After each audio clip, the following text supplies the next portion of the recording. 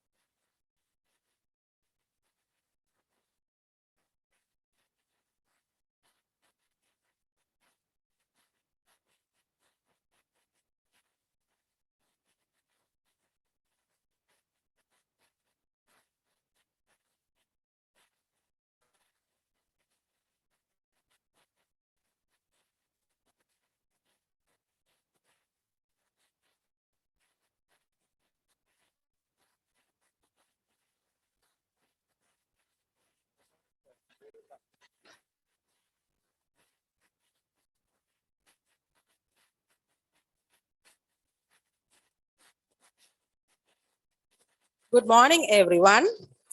It is a great pleasure for me to declare open the third International Symposium on Agriculture, ISA 2023, organized by the Faculty of Agriculture, Eastern University, Sri Lanka. Welcome to the inaugural session of the third ISA 2023. First of all, I would like to thank each one of you for joining with us today. I feel great proud to say that the Faculty of Agriculture, Eastern University, Sri Lanka, has contributed immensely to the development of the community in numerous ways. The International Symposium conducted by the faculty can be considered one of such precious contributions to the community. Self-sustaining agriculture, way forward for food security and safety, is the theme of our International Symposium this year. Before we carry on with the events, I would give my regards and appreciations to all the people who made this symposium a reality. This could not have been possible without the sheer contribution of you all. Thank you very much. With that brief introductory note, let me move to the first agenda of the inaugural session. It is the time for welcome address. With great pleasure, I invite Professor Sudarshan, Coordinator, the third International Symposium on Agriculture, to deliver the welcome address. Sir, it is over to you.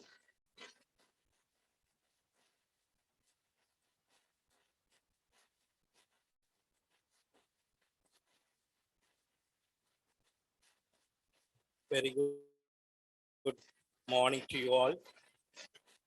And on a pleasant day with the sunny, without rain. So we have gathered here for an important milestone of the Faculty of Agriculture to have the International Symposium that is for this year of 2023. Even with a lot of challenges, we are proceeding with this ISA 2023 with the support of Vice Chancellor, and always he is guiding and always giving the support for us. And I warmly welcome the Vice Chancellor to grace this occasion. It is a privilege for all the members of the faculty to have his presence here physically. Thank you very much, sir. So I also welcome our Deputy Vice Chancellor, who accompanied the Vice Chancellor to grace this occasion of this International Symposium of the Faculty of Agriculture. And I warmly welcome our Dean, Professor Punita Premanandaraja, who is immensely supporting even at the challenges at the last moment to have this event for a successful event today. And I warmly welcome our former Dean, who was initiated this ISA 2023 last year. And under his guidance, we were working throughout the day. And it was a success day at the end today of 9th of March 2023. And I warmly welcome our chief guest today, Madam Professor Geeta Lakshmi, the Vice Chancellor of the Tamil Nadu Agricultural University, Coimbatore, India. Yesterday evening, we got a message that she was on a meeting, urgent meeting at the Secretariat, and she arranged Dr. Suresh Kumar, the Director, Center for Agricultural and Rural Development Studies of the Tamil Nadu Agricultural University. So we warmly welcome you, sir, for your presence and to grace this occasion to become a wonderful event. And I warmly welcome our keynote speakers, Senior Professor Di Costa from University of Peradeniya. So with our first request, he immediately accepted our request and he even thought of being here physically to grace this occasion. But due to unavoidable circumstance, he is joining through us via the Zoom today for a keynote speech. And the second keynote speaker, that the most lovable person of the faculty and my teacher too, and there are many students of him are here already in this faculty. And we warmly welcome Dr. Paransori Jayakumar. He is a senior research scientist and environmental sciences group of the Massey University, New Zealand. So he even talked to me this early morning, 2:30 also over the phone. So that shows his interest, how he is always thinking about our faculty to contribute and uplift the studies and research. And he's always helping our students and our staff members and our colleagues to have their postgraduate studies at mainly at Massey University in New Zealand. And I extend my welcome to all my colleagues, the academic staff, non-academic staff, and all the members, because everybody supported in every possible ways that they can, and they contributed a lot to compile and complete and to have this program in a wonderful way today. And my special thanks to my secretary, or the ISA 2023 secretary, Mr. Rajendran. Without him, it is a bit of a nightmare because we worked in the midnights. So he continuously worked throughout, and we usually, that is the most free time for us. That is starting from 11 o'clock to even early morning, 3 o'clock. That is the time we normally work through email communications and telephone calls. So that makes us to have this program or this ISA 2023 without any lapses and to have it on the time as we schedule. And we have already disseminated this information to nationally and internationally. And this event is now online in the live streaming. And that is also the first time in the faculty we are going on a live. So we need to thank all our technical support people, those who are very much competent in that. And we got the help from the AVTO attached to the Senate. And he is also here from yesterday with the support of the Register. And he is also guiding and helping us in this regard. And we need to welcome all of you once again to this milestone and the remarkable ISA 2023 to be a successful event, and welcome you all to have this session and uplift our the knowledge of in the field of agriculture sciences. And our main theme is also going through the national interest, that is about the self-sustaining and security. So which is a timely needed requirement for the country and nationally and international interest as well. So with that short note, I warmly welcome all of you to grace this occasion of the ISA 2023. Thank you very much.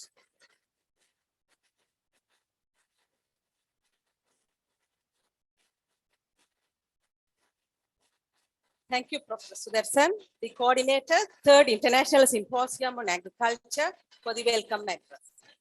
The next item in the agenda is address by the Dean. To deliver the Dean's address, I warmly invite Professor Punitha Premanandaraja, Dean Faculty of Agriculture, Eastern University, Sri Lanka, and the co-chair for the Third International Symposium on Agriculture 2023 to deliver the Dean's address. Madam, the podium is over to you.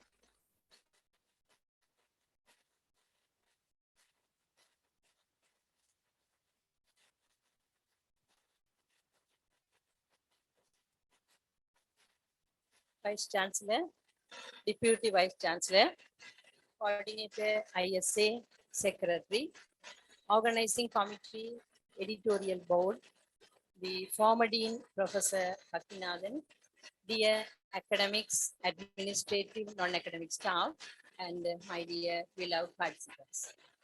Warm greetings to you all. It is a great pleasure for me to give this message to this International Symposium on Agriculture, ISA 2023. The Faculty of Agriculture is the pioneer faculty at Eastern University, which produces graduates of the highest professional standard to contribute towards technology enhancement, dissemination of knowledge and skill, and involvement in sustained productivity in the agricultural sector of Sri Lanka. Dissemination of knowledge is a part of the responsibility of academics and to fulfill the responsibility of academics. International Symposium is an meeting place for scientists and professionals to share their research findings and innovative ideas, and also a place for new collaborations. The symposium greatly encourages not only the academics of this faculty, but also the graduate, postgraduate students and research scholars from all over the world to present their innovative ideas and latest discoveries in the field of agriculture. By becoming a part of our agricultural community and experiencing hands-on learning while building relationship among all stakeholders may bring our creativity, ideas, and live experiences to collectively solve the grand challenges of sustaining our national resources with confidence for feeding the world. The supportive and collaborative nature of the symposium will also build up on our mission to support the community to withstand the great demand for agriculture. The broad theme of this year's symposium is self-sustaining agriculture, way forward for food security and safety, highlighting the need for new technology to sustain agricultural production while safeguarding the environment for future generations. We need innovative solutions for our future food security and sustainability by mitigating climate change and sustainable life on land and water. Environmentally friendly maintenance of land and water in a sustainable manner may facilitate food safety and security.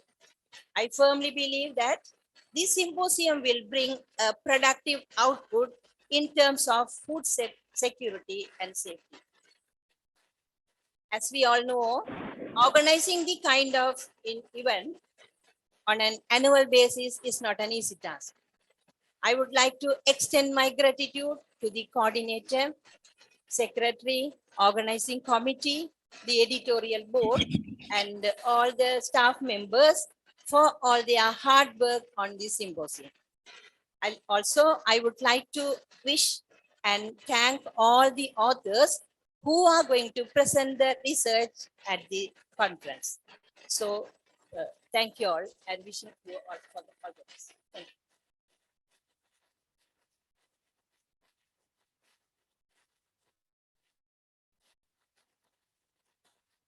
Thank you, Madam, for addressing the gathering. You in detail explored about the Faculty of Agriculture and its services to the audience. Thank you very much. Let us move to the next item, is the Chief Guest Address.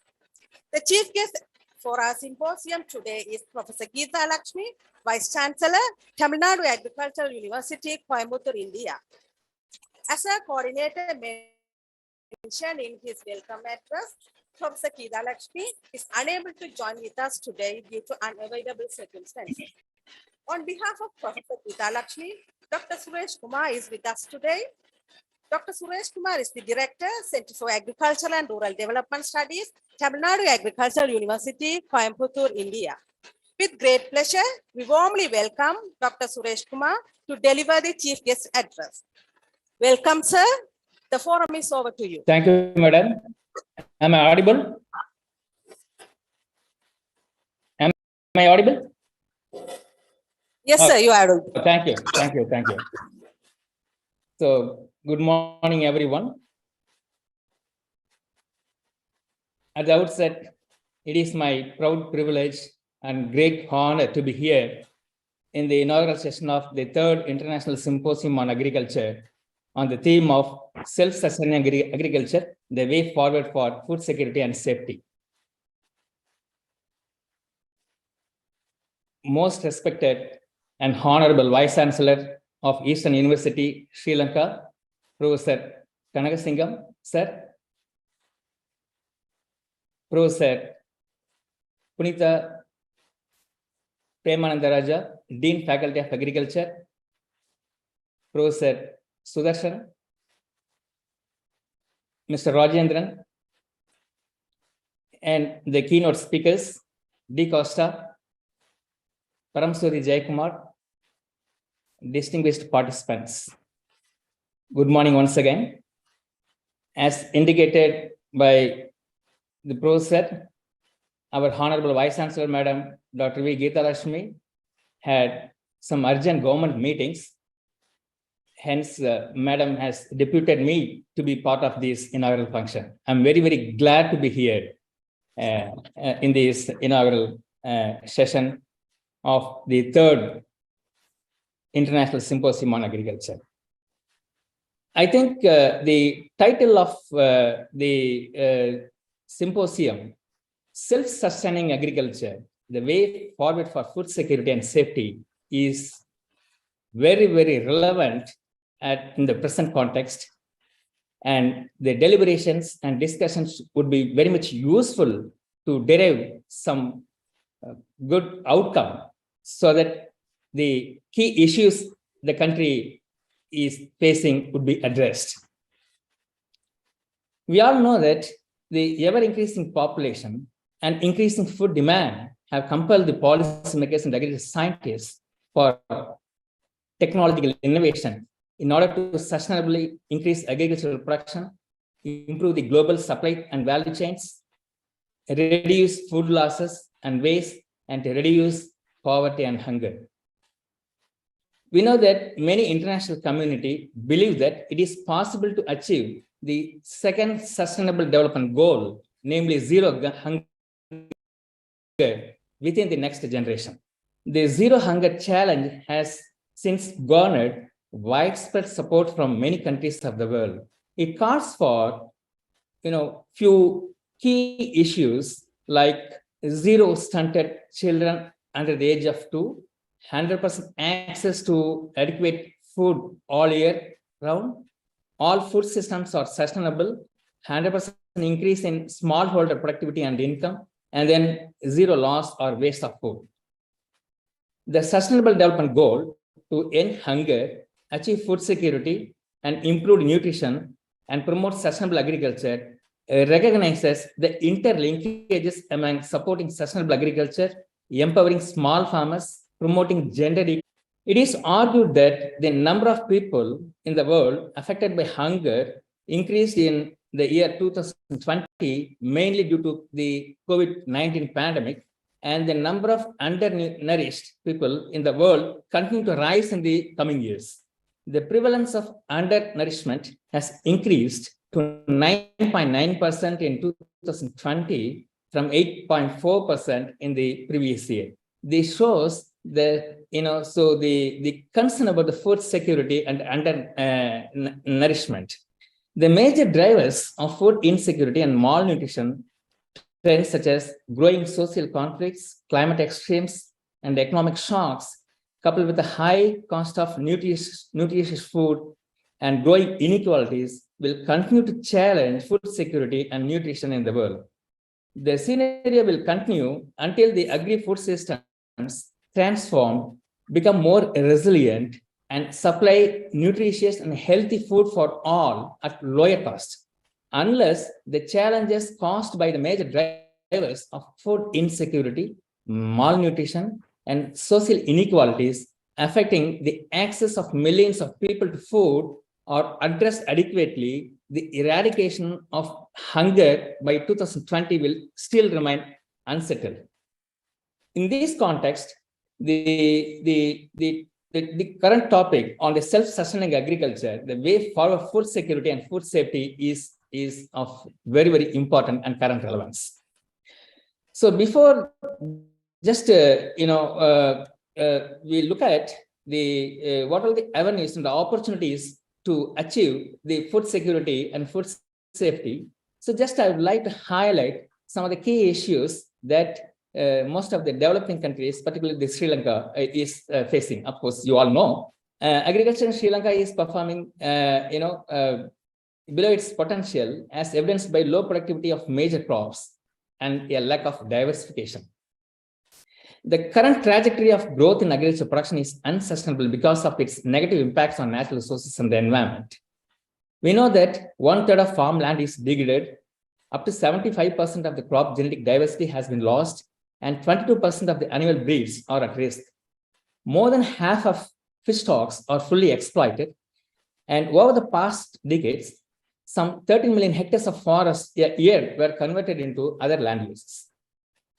The overarching challenges being faced in the agriculture sector in the country are mainly the growing scarcity and fast degradation of natural resources at a time when the demand for food, feed, fiber, and goods and services from agriculture is increasing rapidly. The country's staple food crop, mainly the irrigated paddy rice, requires around 1,500 mm of water annually. The irrigation systems and drought-resistant varieties are widely used in Sri Lanka. However, accessibility and affordability are limiting factors for the smallholder farmers. Smallholder farmers, see, the developing countries like even India, so we have the agriculture is smallholder dominant agriculture. Almost 85% of the farmers belong to the small and marginal categories, even in India. So the water salinity poses another major threat, as more than 45,000 hectares of agricultural land are affected by salinity. In addition, the soil degradation resulting from soil erosion challenges productivity, crop productivity, and food security in the country. The overuse of inorganic fertilizers and chemicals endangers soil quality and compromises public health. Of course, in 2014, Sri Lanka imported around 0.765 million tons of inorganic fertilizers and approximately 8,200 tons of formulated pesticide products to support agriculture system. More than 70% of imported fertilizers are used for paddy cultivation, owing in part to generous state subsidies for rice cultivation. This actually necessitated the policies curtailing excessive use of inorganic fertilizers, providing farmers with recommendations of improved nutrient management practices, promoting the use of judicious combination of organic and inorganic fertilizers, training farmers on the nutrient management, water management, and raising public awareness on the environmental protection. So the recent policies on, of course, the year ago or a couple of years ago, the recent policies on the overnight ban on chemical fertilizers and introduction of organic farming, fiscal policies like tax cut and so on, have further triggered the issues of high inflation, particularly in the case of food and fuel prices and food insecurity. So in this context, the discussions and deliberations of self-sustaining agriculture in Sri Lanka is a timely one and highly warranted. So these issues could be better addressed by the sustainable agriculture. The sustainable agriculture would be the best solution to address all these issues to achieve the food security and food safety in the country. So we know that the sustainable agriculture is practicing sustainable and self-sufficient agriculture systems worldwide must ensure more productive and less wasteful. The sustainable agriculture practices and food systems, including both production and the consumption, must be pursued from a holistic and integrated perspective. Say, for example, the sustainable management of land, soils, water, and plant genetic resources, which would largely help increasing the productivity of major crops, including restoration of the degraded lands through sustainable agriculture practices, which need attention now. And also, what is other things needed is the efficient management of the scarce water resources, which could be achieved through adoption of efficient water conservation and water management technologies. So the development of the new drought-resistant varieties, which could contribute sustaining the agricultural productivity, particularly in the dryland areas. Thus, an integrated decision-making process at national and regional level are needed to achieve synergies and adequately address trade-offs among agriculture, water, energy, and climate change issues. So what is needed to achieve the sustainable and self-reliant agriculture? Of course, so there are several ways we could achieve the sustainable agriculture, and we could able to make the agriculture self-reliable and self-reliant agriculture in the country. So the most top technology called the digital agriculture. So the digital farming has emerged to be the need of the hour for agriculture sector across the globe. It is much more efficient than the traditional method of farming. So the digital farming, which involves the application of sensors and automated irrigation practices, which could help monitor agricultural land, temperature, soil moisture, etc. The small and marginal farmers in most countries like India, Sri Lanka, find it challenging to integrate the digital and physical infrastructure, which hamper their production and profitability. Agro-based startups can reach out to farmers and help them gain access to viable and cost-effective solutions. So the digital agriculture could be thought of to address several challenges faced in agriculture and to achieve the sustainability in the agriculture, and we could be able to make the agriculture self-reliant. The other important method or the way we could say is the climate smart agriculture. So the widespread adoption of the climate smart agriculture would help us in a large way to address several issues and challenges that are faced by the agriculture. So the climate smart agriculture can help transform agri-food systems in a big way and help mitigate the devastating effects of climate changes while producing food and energy in a sustainable manner. The climate smart agriculture can help in achieving, enhanced productivity, improve the resilience in agriculture, and reduce the emissions. But particularly, so the entire world is concerned about the climate change and the emission of greenhouse gas emissions. So the climate smart agriculture would help us in a big way to enhance productivity, improve agriculture more resilience to climate change and natural extremes, even some of the natural disasters like the COVID-19, and reduce emissions. So the other important thing is, I would like to indicate is the integrated farming system for sustainable agriculture.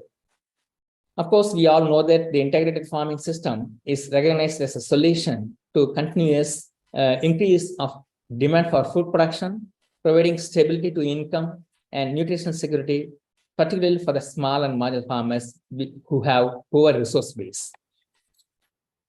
The IFS, popularly called integrated farming system, comprising of crop, dairy, fishery, horticulture, and apiary and mushroom, of course. And while meeting these requirements, any strategy should improve. Any strategy of sustainable intensification should improve farmer livelihoods, equity, and it should create social capital. Otherwise, it would not be adopted by the farmers. It would fail. So we need to keep in mind all these requirements, essential requirements, if any of the strategies that we plan to implement is to succeed.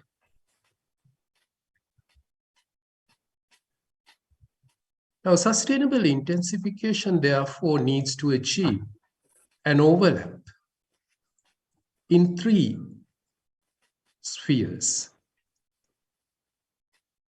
which is given here. It needs to match and overlap all these 3 spheres, and they are science and technology, which includes improved crops, improved crop management. It needs to fulfill the environmental requirements in terms of soil, water, climate, and biodiversity. And it should also overlap with the social and economic factors, matching with the needs of all the stakeholders in the value chain.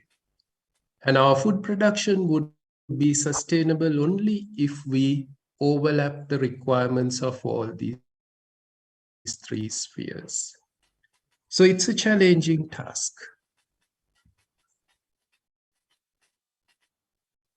So that a successful or an effective SI strategy should be based on valid scientific principles. We all know the consequences of not adhering to scientific principles with regard to various policy decisions that were taken in the past. So be based on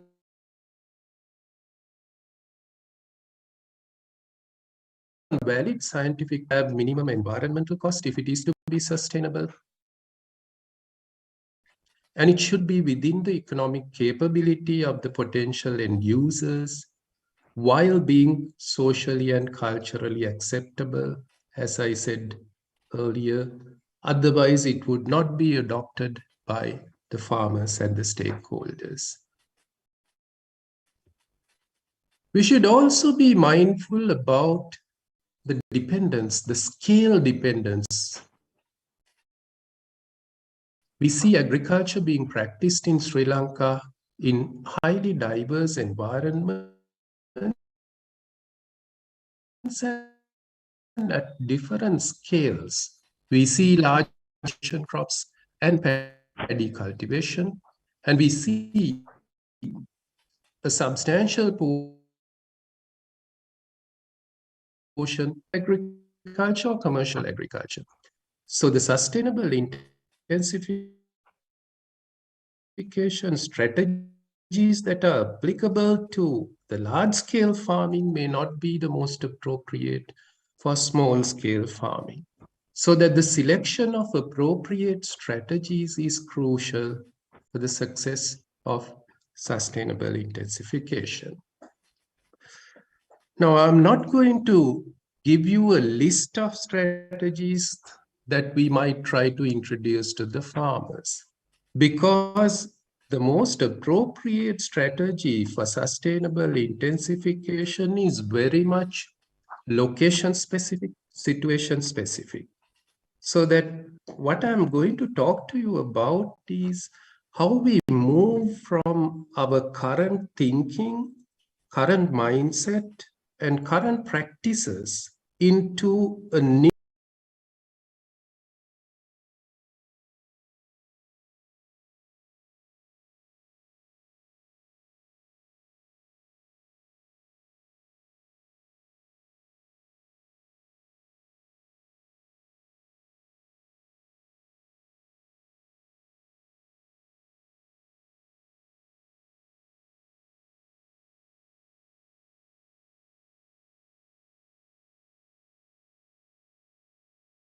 paradigm.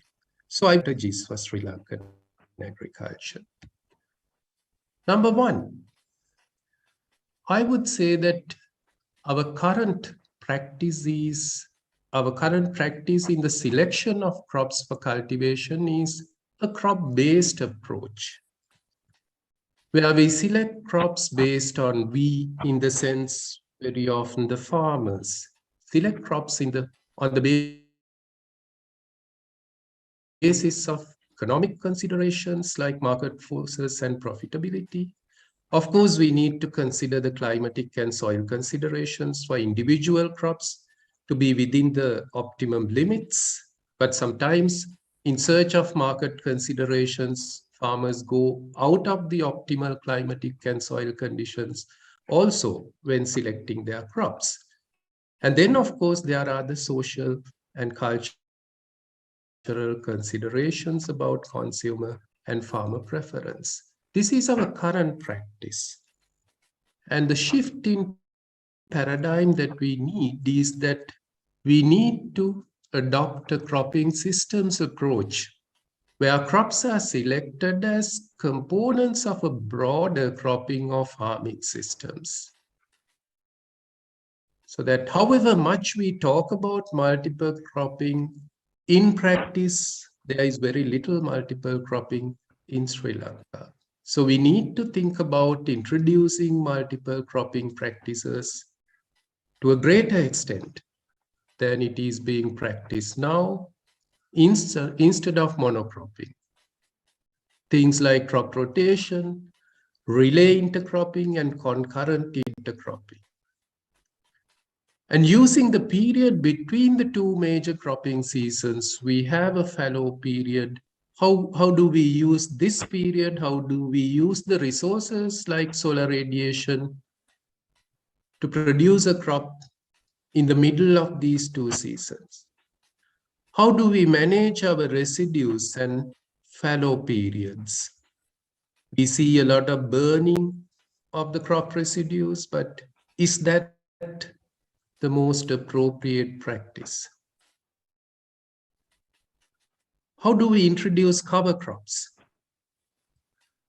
Can we reduce our tillage and thereby reduce our fossil fuel use, reduce our greenhouse gas emissions use by introducing, where possible, minimum tillage?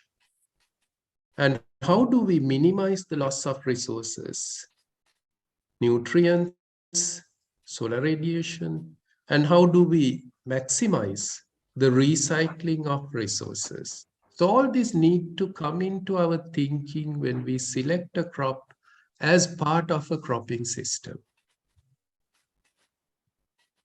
The second paradigm shift that I'm going to talk about is what are our objectives?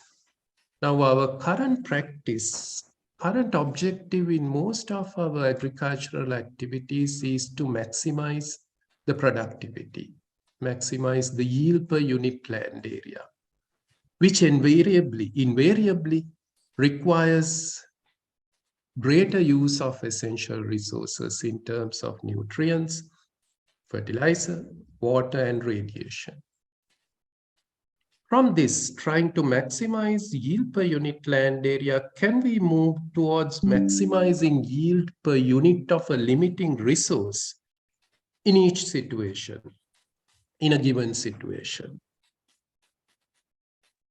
In a situation where water is the limiting factor, can we focus more on water use efficiency and increasing water use efficiency, producing a greater yield per unit of water use?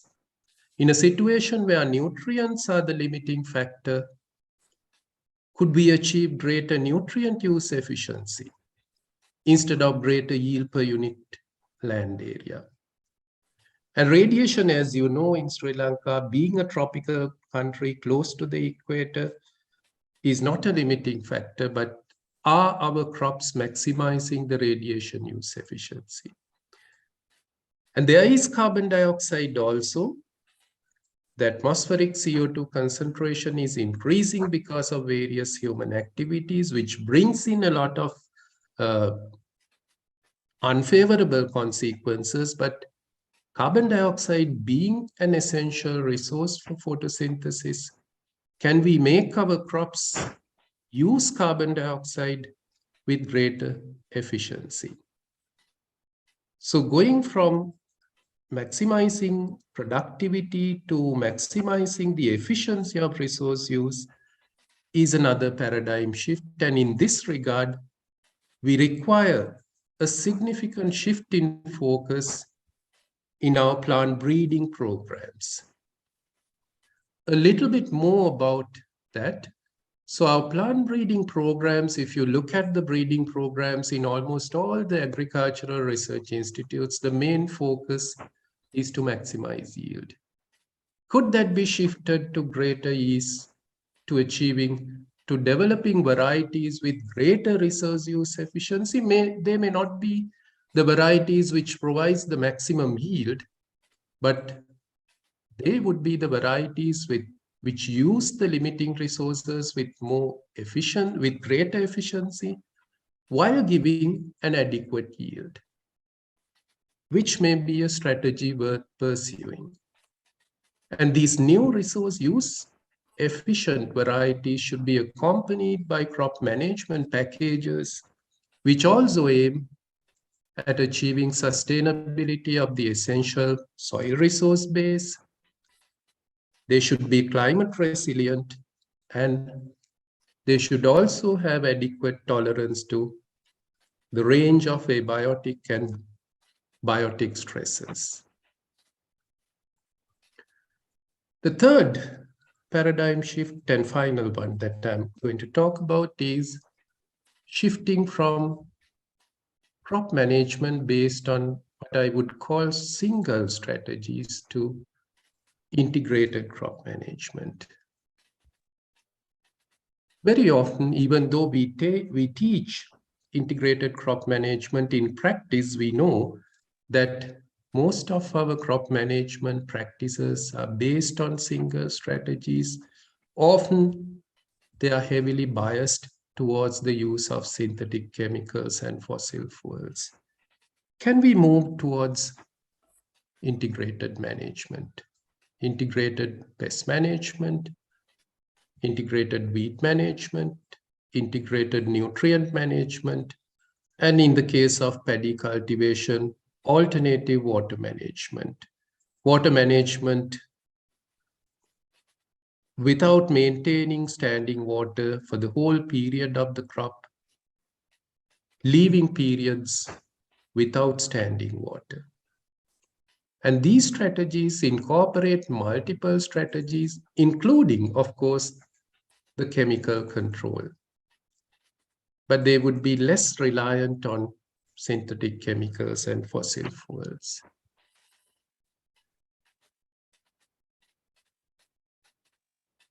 In particular, introduction of integrated crop management, I'm sure you have this experience, requires a significant shift in thinking and the approach of all stakeholders, including the researchers, extension workers, and the farmers. And we need to think about these strategies because often integrated crop management strategies have lower greenhouse gas emissions, and they have a lower environmental cost in comparison to single strategy crop management. And they also protect the agroecosystem and its ecosystem services in terms of biodiversity, which is extremely important in pest control, I'm sure you would know. Provides clean water, it does not pollute our water resources, and produces safe food for everybody.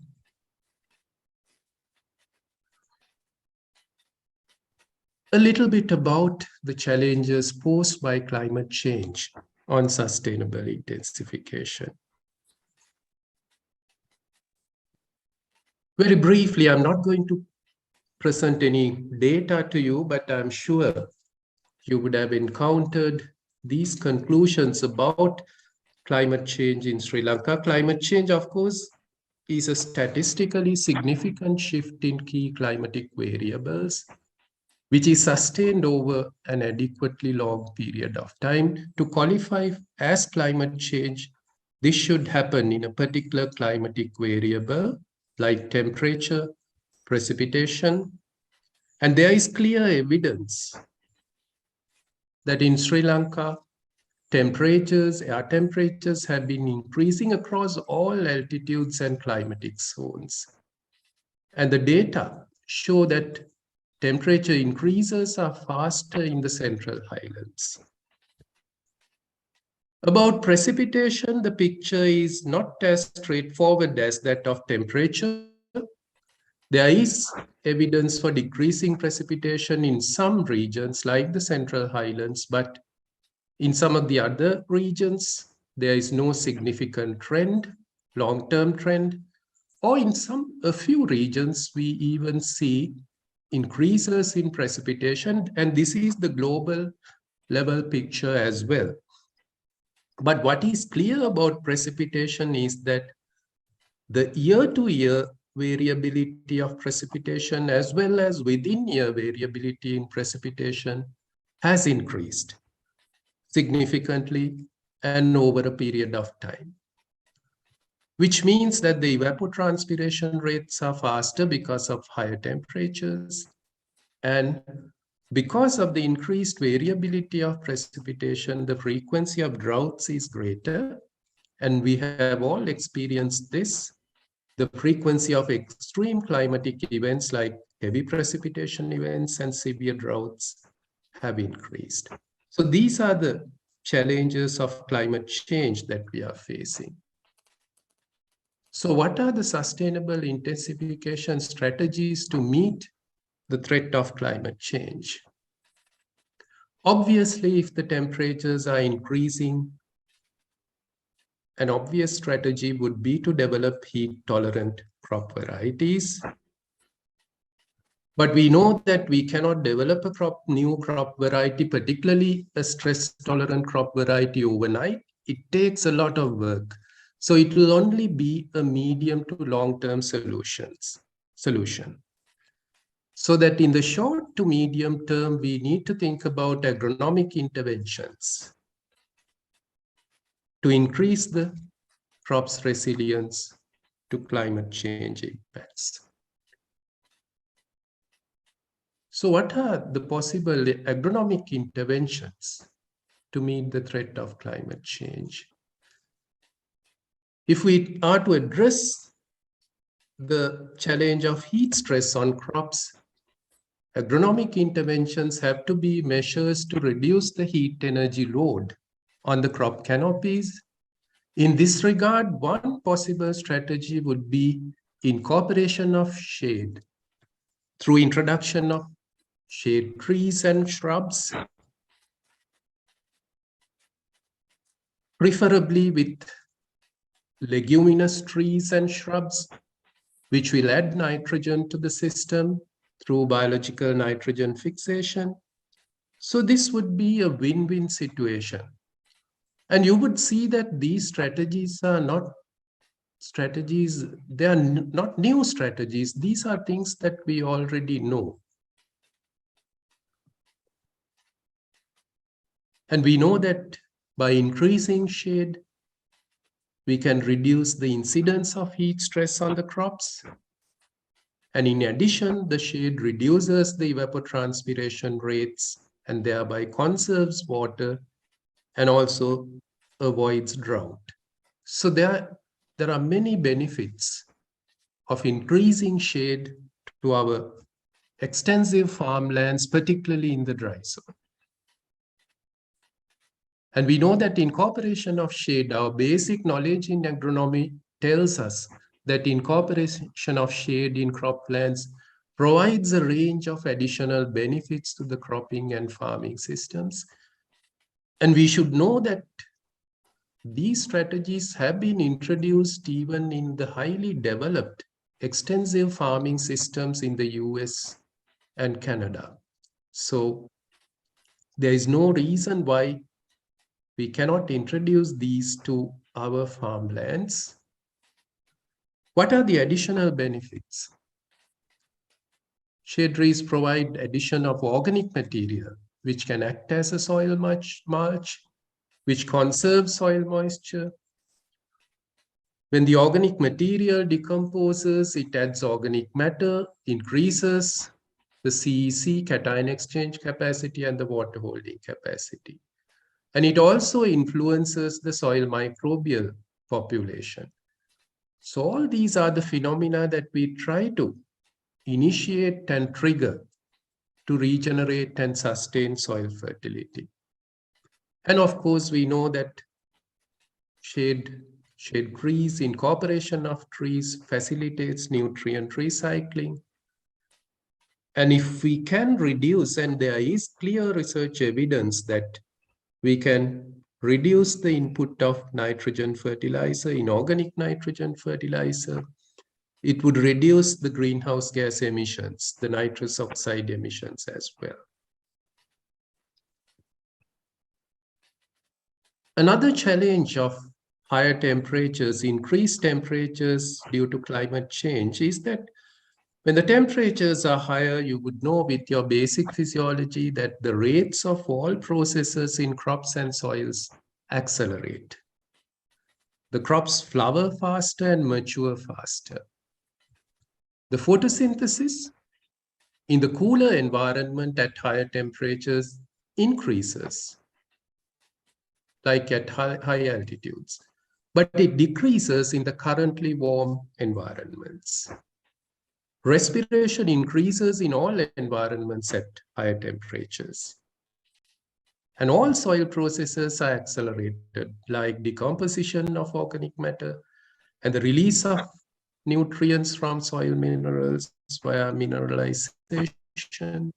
So we need to carefully fine-tune our crop management strategies to manage these processes during sustainable intensification. I'm on the last few slides.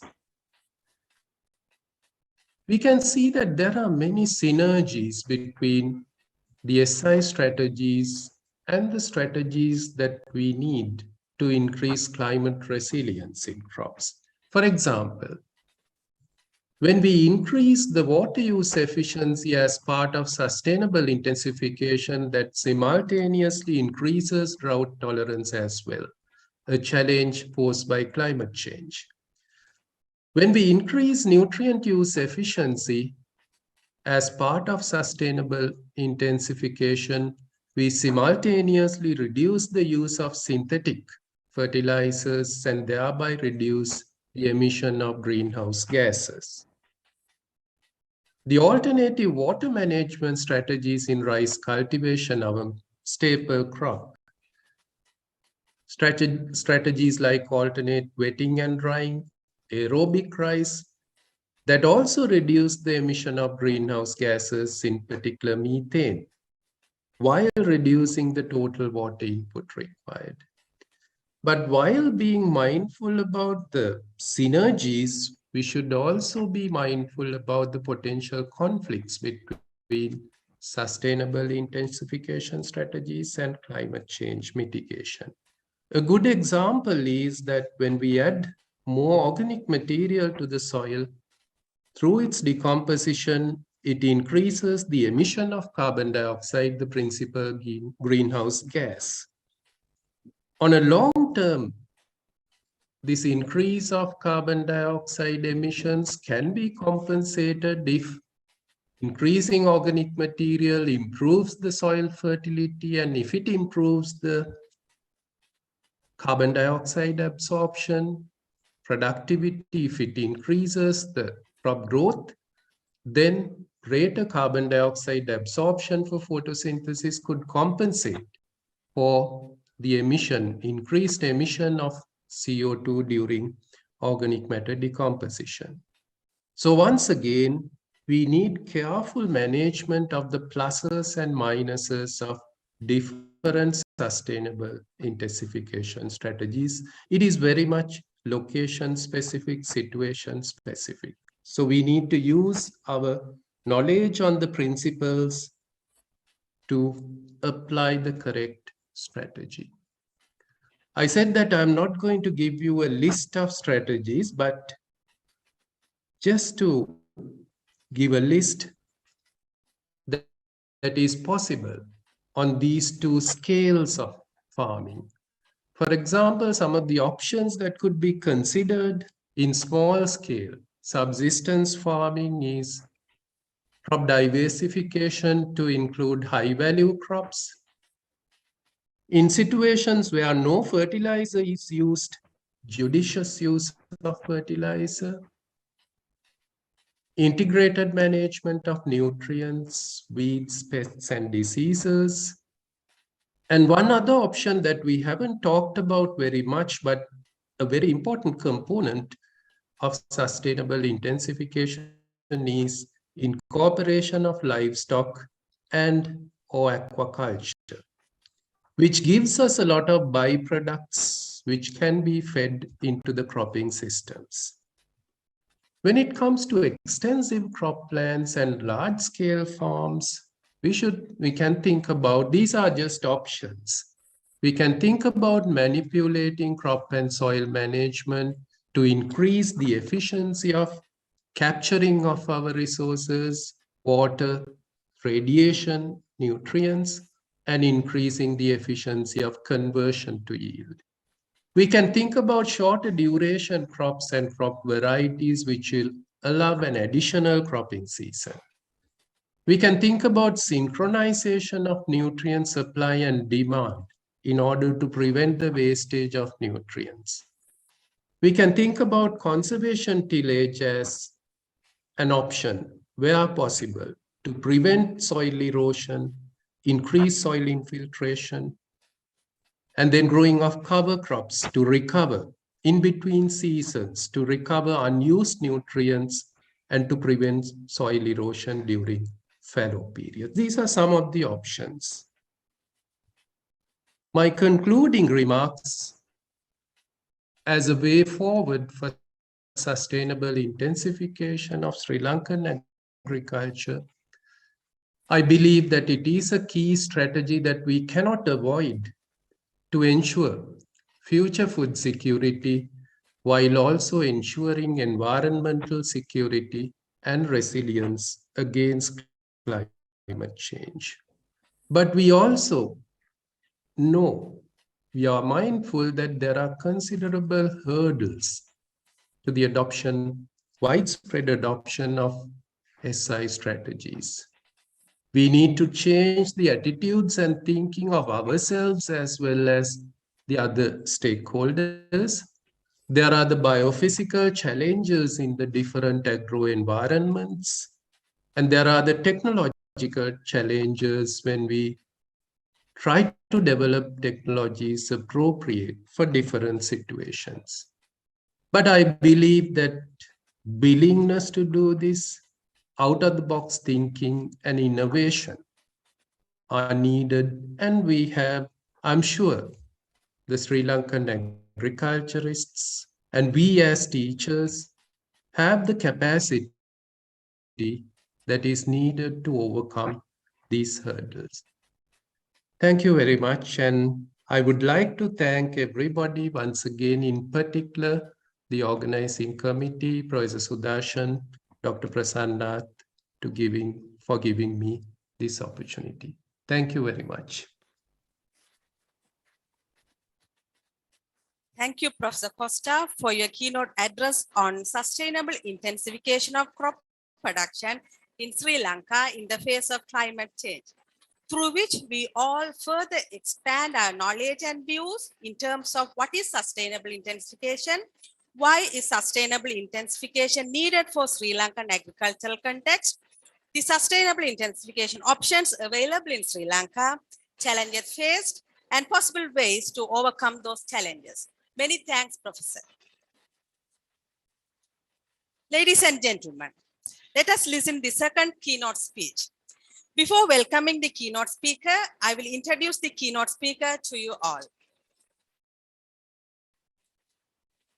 With great pride and honor, I am here this morning to introduce the man of the next half an hour, our international keynote speaker today, our respectable guru, Dr. Paramsodi Jayakumar. Let me briefly introduce our keynote speaker. Dr. Paramsodi Jayakumar, popularly known as J.R. Jayakumar, is a senior research officer in soil chemistry at the School of Agricultural Environment, Massey University, New Zealand. Born in Jaffna, Sri Lanka, Dr. Jayakumar received a doctoral degree in soil science from Massey University, New Zealand, a Master of Philosophy degree in agricultural engineering from the Postgraduate Institute of Agriculture, University of Peradeniya, Sri Lanka, and a Bachelor of Science in Agriculture honors degree from the Eastern University, Sri Lanka. Dr. Jayakumar started his academic travel with his position as a lecturer at the Faculty of Agriculture, Eastern University, Sri Lanka in 1993. He served in this position from 1993 to 2001. Then he upgraded his position to senior lecturer and served in the position from 2001 to 2007. During this period, Dr. Jaya also served as a national consultant at the United Nations Industrial Development Organization, UNIDO Sri Lanka, and as a consultant and university coordinator of the International Water Management Institute, IMI Sri Lanka. Afterwards, Dr. Jayakumar continued his academic career internationally. He served as a research assistant at Massey University, New Zealand from 2007 to 2010. Postdoctoral scientist in plant and food research in New Zealand from 2010 to 2012. And then research scientist at Massey University, New Zealand from 2012 to 2021. Since 2021, he has been serving as a senior research scientist at Massey University, New Zealand. Dr. Jayakumar is a specialist in metal speciation studies in soil and environment. His research projects focus towards essential macro and micronutrients in agricultural products and their effects on the food chain. He has more than 25 years of research experience.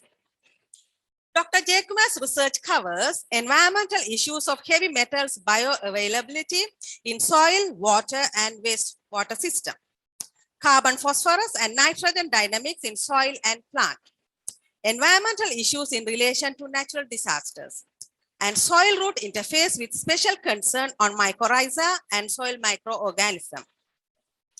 He is the author or co-author of more than 50 Index Journal articles, 2 books, more than 70 conference proceedings, 2 working papers, and the honor of 1 patent. Moreover, Dr. Jayakumar has been involved in a number of professional activities all around the world. Dr. Jaya's present international collaborations include Environmental Pollution Research Team in Sichuan University, Chengdu, China, College of Forestry, Nanjing Forestry University, China, developing an analytical instrumental training facility at Mataram University, Indonesia, International Water Management Institute, IMI, South Africa, Tasmanian Institute of Agriculture, University of Tasmania, Australia, and University of Peradeniya, Sri Lanka. Further, Dr. Jayakumar supervised and is currently supervises doctoral students from different countries across the world, including Sri Lankan students. Furthermore, Dr. Jayakumar has been serving as an editor for the journal Plants since 2021 and has been reviewer of the Q1 journal since 2010. Ladies and gentlemen, with this brief introduction, please join me in welcoming our international speaker today, Dr. Paramsodi Jayakumar. Welcome, sir. The forum is over to you. Take us through your keynote speech. Thank you.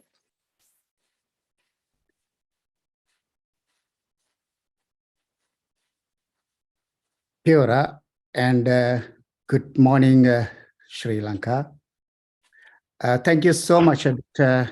Diwahari, for your very kindful introduction.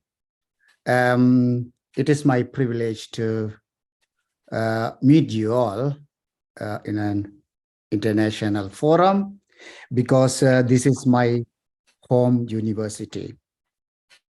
Actually, I started my tertiary education in Eastern University of Sri Lanka.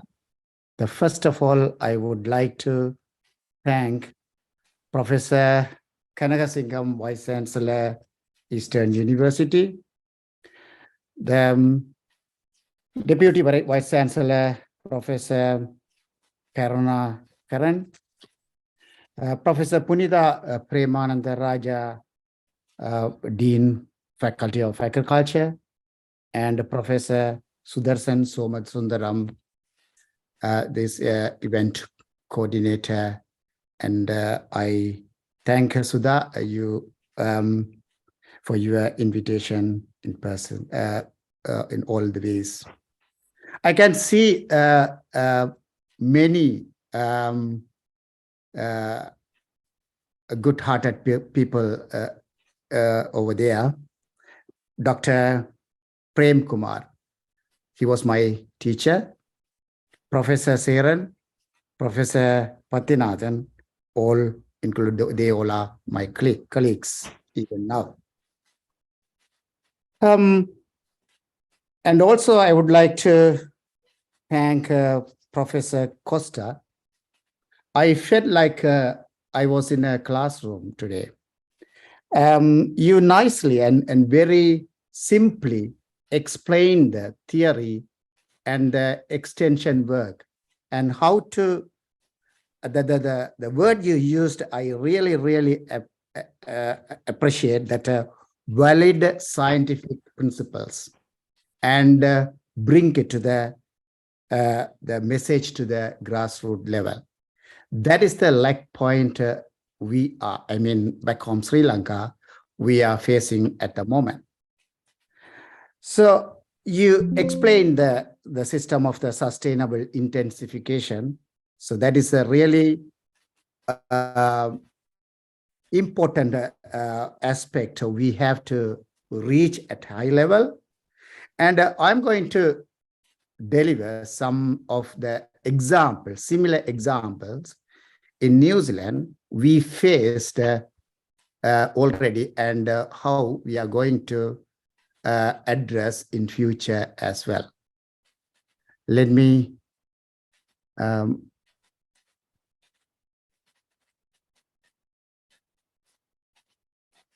share my presentation.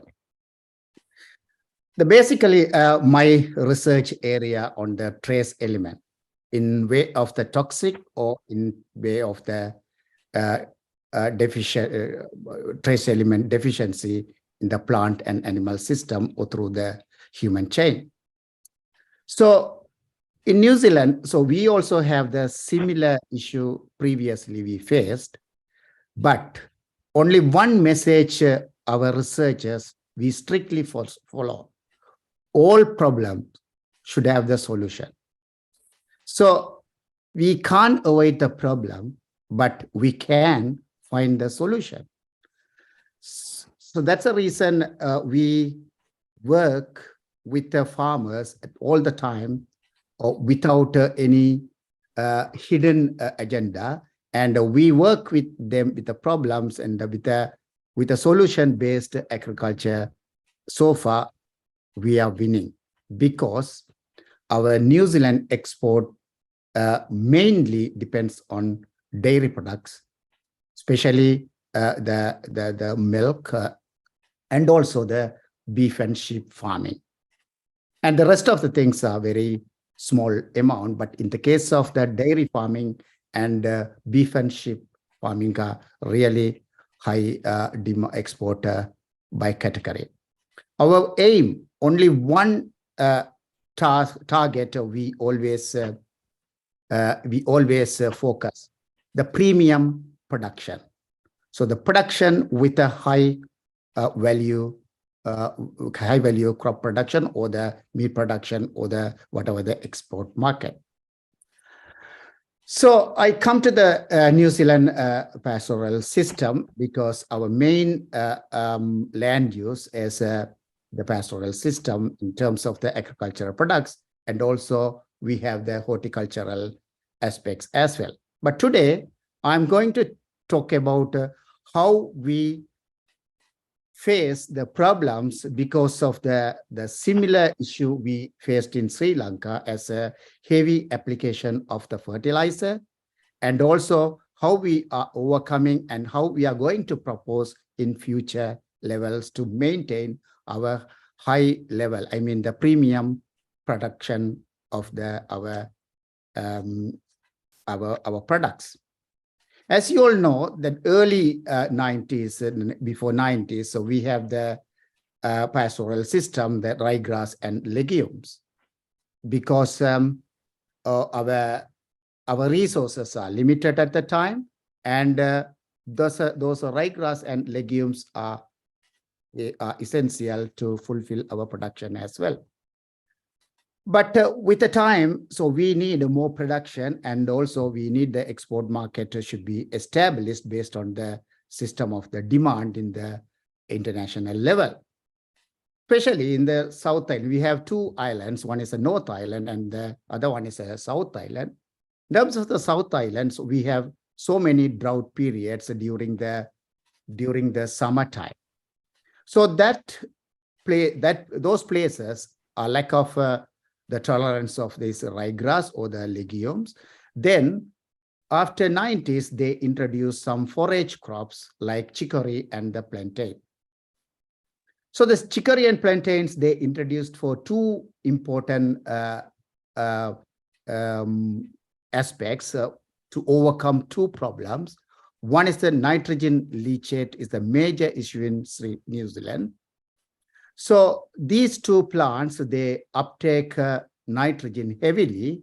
Then the contribution for the mineralized nitrogen is uptaken and accumulated in the plant aerial portion is high. Then they overcome the issue with the nitrogen leaching.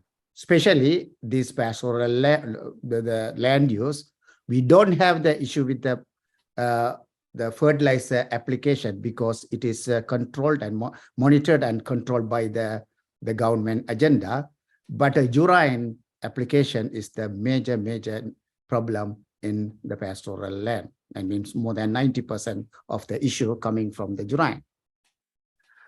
At the second issue we overcome because of the chicory and plantain, they are drought tolerance. Now I can connect this two idea with Professor Costa's the one of the sustainable intensification key points that with the crop diversification to induce the high value crops. So this way we develop this we sort out the problem of the nitrogen issue and the drought tolerance.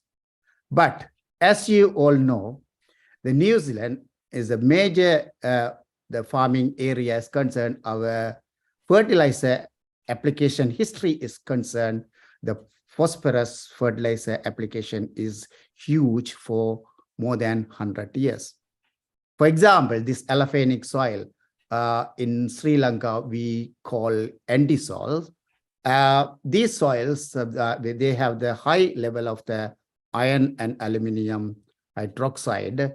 Therefore, whatever you apply the phosphate fertilizer, that won't be available to the plant uptake. Therefore, this volcanic area, I will come to the point specifically later. In the volcanic nature, we have a lot of phosphate fertilizer application is programmed. Why? Because of the volcanic soils are concerned in compared to other soils, they have the high fertile, more organic matter, more the microbial activity, but only the problem is the phosphate the availability is the major issue. So then throughout the long-term fertilizer application, the phosphate is the major issue in New Zealand. So the cadmium and the fluorine are two important contaminants. They come up with the phosphorus, the single superphosphate we normally use, not like Sri Lanka. In Sri Lanka, we use the triple superphosphate, I guess. But in New Zealand, we use the single superphosphate. So earlier, we imported from the Nauru that you can see here, the cadmium concentration is really, really high in the in that area. Therefore, our contamination level also increased with that way. So normally, non-agricultural soil 0.21 micro ppm is available at the moment, but in the term of the agricultural soil, it is a little bit higher. But you can see even though that is less than the permissible level, but it is doubled. So this is the one example for the topsoil cadmium accumulation. So this area is heavily used for the dairy farming, and also major issues of the volcanic eruptions and followed by the volcanic soils. You can see here the cadmium accumulation rate till 1940, it was minimal and increased with a sharp increase over there. We are expecting very short time to reach the top level. Therefore, we started to find the remediation for this issue. In the meantime, so now I would like to connect the issue with our forage plants. One of my students, a PhD students, he measured all these forage plant species and the tissue cadmium concentration. Surprisingly, compared to the perennial ryegrass, it's a chicory and plantain has a high accumulation rate of the cadmium. In some cases, the chicory can accumulate 50 times greater than the ryegrass. That was alarming us to see the issue, and we have to sort out the problem immediately, and we have to find the solution in the different aspects.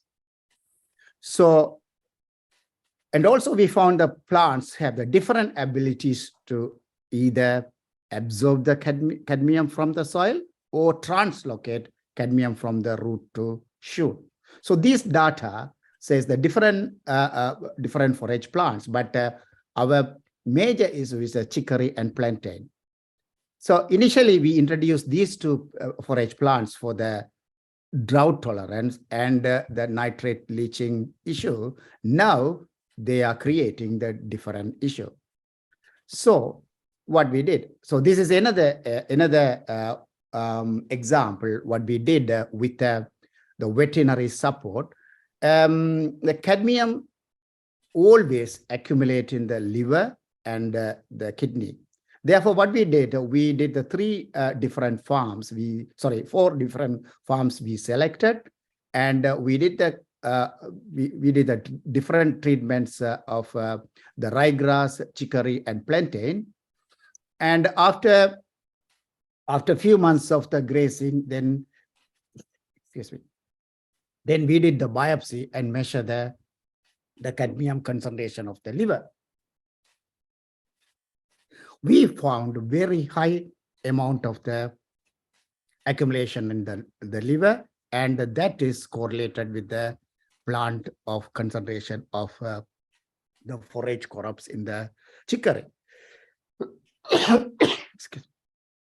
So the major issue with the chicory, and it's passing through the food chain, and finally it is the issue with the liver.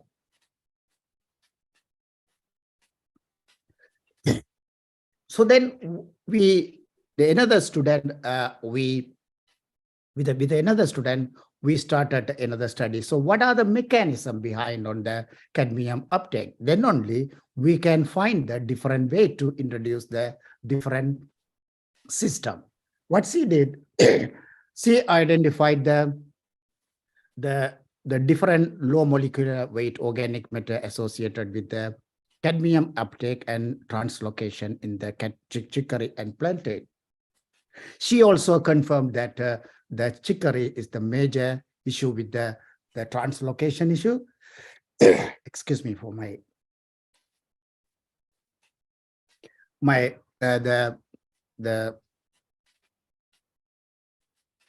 with a low molecular weight organic acid complex. Then we have the another aspect. We thought, what are the essential trace elements some plants they need, and what are the essential trace elements for the animals. So you can see here in New Zealand, commonly these the boron and molybdenum and zinc are deficient in the plant health, so through the soil, and also deficiency for the animal health in New Zealand, the copper, cobalt, iodine, and selenium. So some of these plant essential nutrients are important for the legume nitrogen fixation, and some of these are important for the animal health for the different stages. And also the zinc reduces the incidence of the facial eczema. That is very important to treat these sheep and cattle. Now we are in the two kind of issues. One is the toxicity issue, and the other one is the trace element deficiency. So how we can sort this out in one way of the experimental design. So last year, the Massey University gained with the other, collaborating with the other organizations, we started a regenerative agriculture. That's a Whenua Humano. That's a project name. That's a Maori name. And collaborating with other universities and the research of organizations, as $27 million worth of this project for 7 years project. So by identifying and introducing the diversifying the pastoral plants, and also we started the program with the grazing management with the sheep and the cattle. So this program can be the solution for our problem in the trace element as well, because the Whenua Humana program is covering all the aspects as Professor Costa introduced under the sustainable intensification, like the production and productivity, the fertilizer management, greenhouse gas emission, carbon storage, animal health and the production, water quality, climate change, and of course, the soil microbial activity. I am part of this program. I am covering the area of soil microbial activity and soil carbon. I would like to recollect Professor Karunakaran's statement at this point. We need the multidisciplinary work.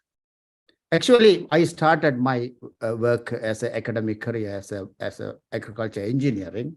So I didn't know anything about this cropping system and the microbial activity and all these things until I came over here. Then compulsory, it was the compulsory the assignment given for me to start something on the microbial activity. Now I know how to connect the microbial activity with the chemical species and the chemical speciations, and also the plant activity. As a group, we are working and exploring our different expertise and the producing the results to the farmers. That is the major idea of this Whenua Humana program.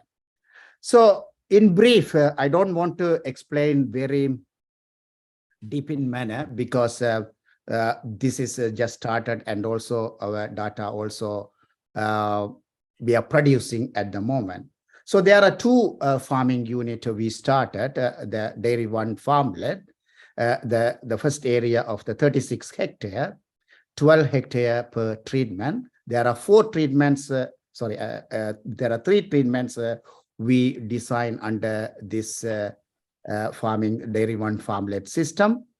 The standard pastures under the conventional management. The second one, diverse pastures under the regenerative management.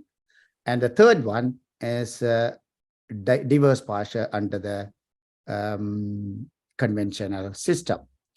So actually, the general or standard pasture only cover 5. That means ryegrass and the different species of the clovers. But in the case of the diverse pasture, we have the 18 different types of the crops. As we all know that different root system, and normally we have the analytical facility. Always we consider the first 7.5 centimeter of the topsoil when we consider for the ryegrass and the legume pastoral system is concerned. But in this case, we are introducing deeper than 7.5 or 15 or the 30 centimeter sometimes. So the different pastoral system works the different way in the soil environment and also the crop environment, and it interact with the microbial activity or the soil characteristic, even the climatic action. And finally, so we will get the good soil, the soil health and the crop productivity and producibility. So that is the idea for this regenerative farming with the animals. So 2 cows per hectare, then 5 soil types under this project. This is one setup of the Whenua Humana project. And the second one is sheep farmlet. The total area is 12 hectare. There are 4 different treatments. One is a regenerative management, and other one is the conventional management, and in combined with the standard pasture with the diverse pasture system. So therefore, all together 4 different treatments. Here the soil type is same, but the previous history is a different, 2 different management system. Therefore, we have the another factors, the 2 different the management system altogether, the 8 treatment combination as a strata. So again, the same standard pastures number 5 and the diverse pasture in 21. So this is the 7 years program we just started, and we are going to cover all these aspects as discussed earlier. Then we will produce the data. At this point, I can bring that story into this system. So our initial issue with the trace element, the cadmium and these toxic elements are very high when we produce some selected forage species like plantain and chicory. Now, with the diverse pasture system, we increase the number of the species, and this is something like diluting the system, like increasing the species of the pastures. Then at the same time, this is the offset for the cadmium contamination through the pastoral system, through the cattle or the human chain. The second one, is the cadmium, the zinc. If I go to the deeper chemistry, zinc always compete with the cadmium. So some species uptake the high level of the zinc. Therefore, the cadmium uptake will be reduced. That is our hypothesis, and we are continuing based on that. The third aspect is some pasture species, they have the ability to uptake these essential trace elements like copper, selenium, and cobalt, and all these things. And through the grazing, and grazing animals can get it. So in one system, we are aiming to reduce the toxicity, and we are aiming increase the trace element supply, because the latest lifestyle is concerned, then people need the high level of the essential nutrients. Then we are focusing on that line. But at this case, we are focusing on how the animal health can be increase the production and the productivity.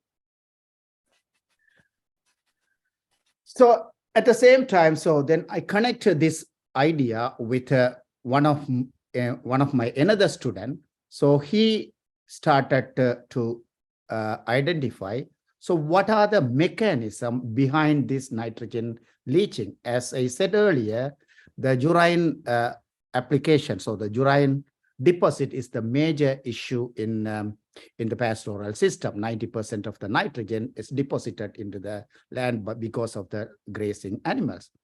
So what he did, he found the nitrogen cycle. In the first step of the nitrogen cycle, he found the AOB and AOA. That's some bacteria gene abundance is the responsible for the first step of the nitrate, the formation. And also he hypothesized that reducing the bioavailable copper is essential for acting these genes.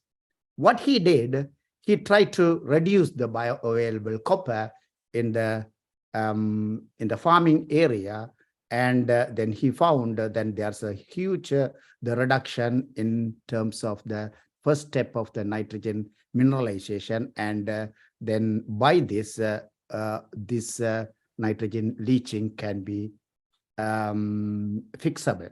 So he has published 4 articles in the Q1 journals within 3 years.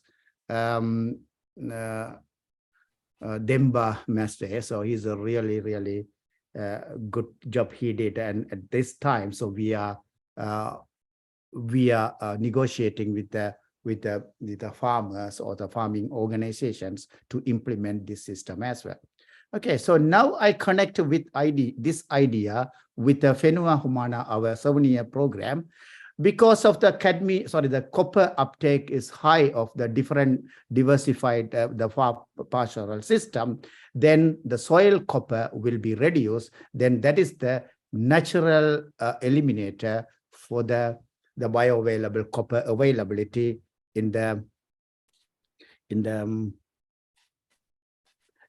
soil, and also it can be reduced the nitrogen mineralization. So this is the another idea we come up with. Right, move to the next one. So we are living in the especially the North Island. We are living with the volcanic nature. So lots of volcanic soils and volcanic soils are underutilized at the moment. So, but sometimes these soils may have lots of essential nutrients that may increase the high value of the crop production. So recently I submitted one smart idea to the Ministry of Primary Industries to analyze these the soil nutrients at the same time, so we can find the appropriate cropping system, and then we develop the nutrient-rich products, increasing the value, the high-value crop production. So this is in the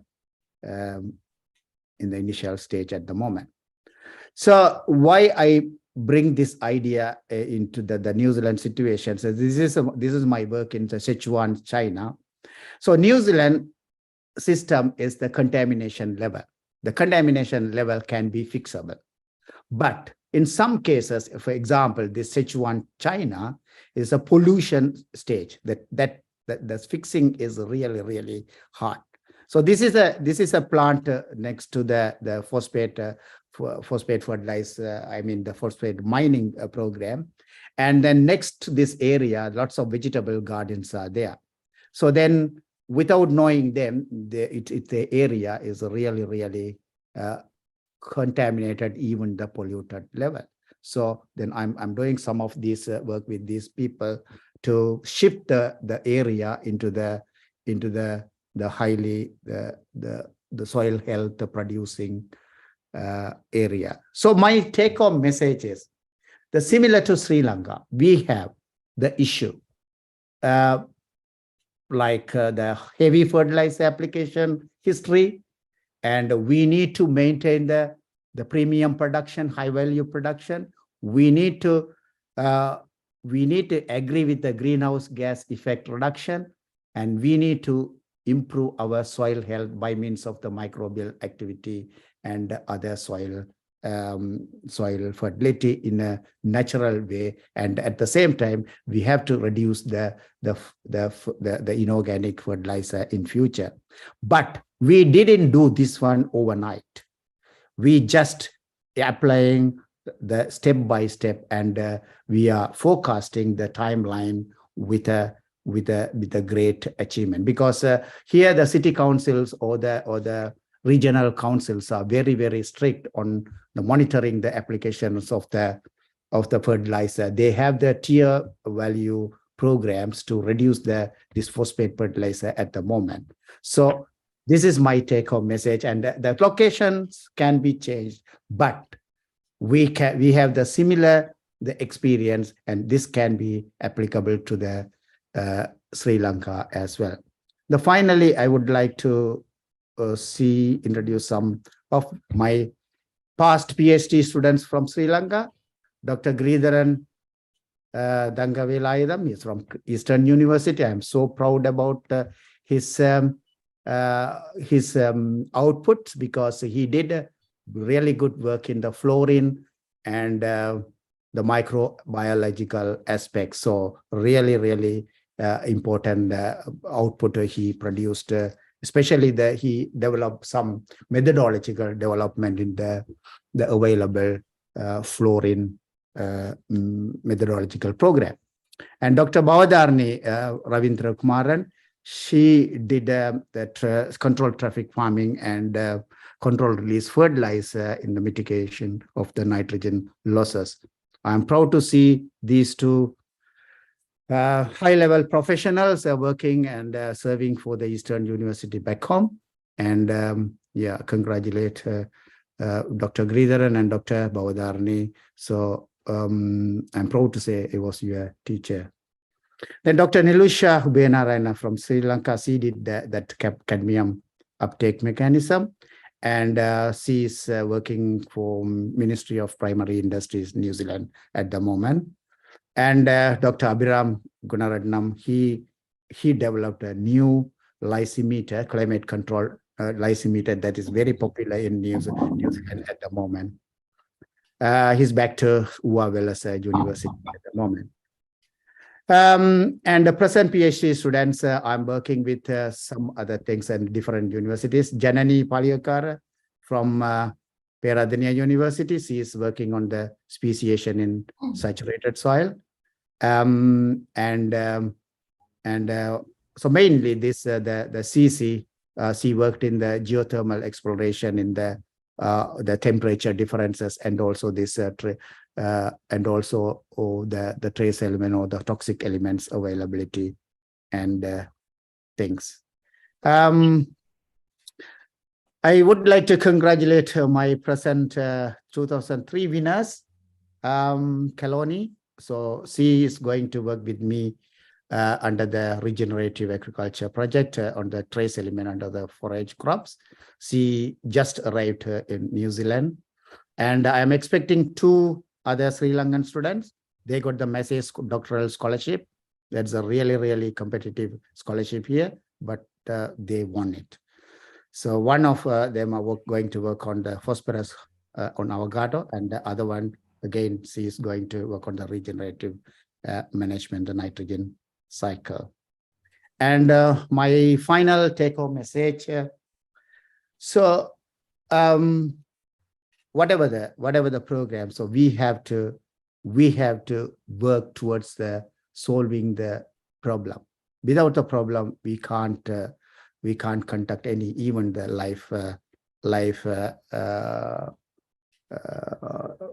messages as well.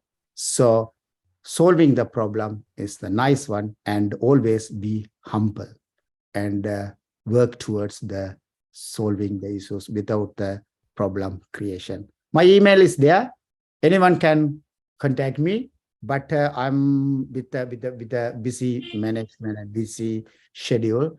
I may delay in attending all these emails, but I will definitely. Thank you so much, everyone. Again, thank you so much. I feel like I'm at home now.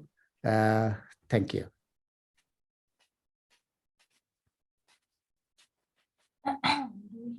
Thank you very much, sir, for your keynote speech on trace elements and regenerative management. Your talk stressed the importance of sustainable intensification of agriculture for Sri Lanka, and you explained it with New Zealand contextual, with empirical example. Thank you once again for your very detailed and results-based talk, which opened up our views, which we have seen through New Zealand contextual lens. Thank you very much, sir. Many thanks for your continuous support for us, and hope to see you soon in few months in New Zealand. Thank you very much, sir. Yeah. Let us move to the final event of our inaugural session, the vote of thanks. I cordially invite Mr. Rajendran, Secretary of the Third International Symposium on Agriculture 2023, to deliver the vote of thanks. Rajendran, the forum is open. A very good morning to all. On behalf of the organizing committee of the ISA 2023, it's my privilege to deliver vote of thanks at this remarkable event. I, on behalf of the organizing committee of the ISA 2023, I express my heartfelt gratitude to the symposium chair and the Vice Chancellor of the Eastern University, Sri Lanka, Professor B. Kanagaswam, sir, for approving for organizing this third International Symposium on Agriculture, for all his support and guidance from the inception till end.